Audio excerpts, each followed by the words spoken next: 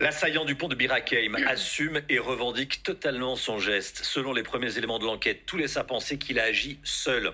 L'islamiste radical de 26 ans dit avoir agi en réaction, je cite, à la persécution des musulmans dans le monde, Chana. Et selon une source proche de l'enquête à l'AFP, depuis le début de sa garde à vue, il apparaît très froid, clinique et désincarné. Des anciens camarades de classe ainsi que des voisins témoignent ce matin sur CNews. Ils sont très surpris de son passage à l'acte. Reportage de Fabrice Elsner avec le récit de Mathieu Devez.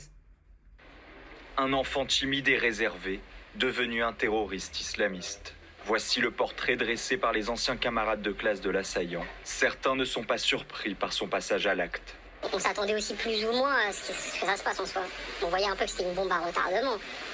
Plus il est sorti, plus sa barbe elle poussait, je communiquais de moins en moins.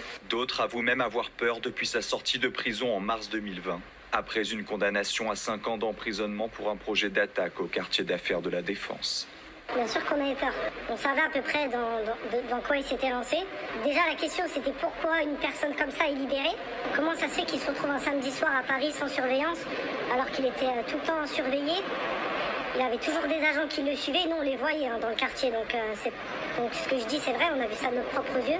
Pour les voisins des parents de l'assaillant, c'est la sidération, eux qui le connaissent depuis l'âge de 4 ans. C'était un jeune homme qui disait bonjour, bonsoir à des voisins, parce qu'on est voisins, bien élevé, et c'est pour ça que nous sommes aujourd'hui sidérés, vraiment sidérés. Ce voisin est ému aux larmes quand il souhaite délivrer un message de soutien aux parents de l'assaillant. Ils resteront nos voisins, on les appréciera autant, il n'y aura pas de changement. Comment les aider parce que ils sont victimes. En garde à vue, l'auteur de l'attaque au couteau revendique totalement son geste et dit avoir agi seul. La garde à vue de ses parents, elle, a été levée hier soir.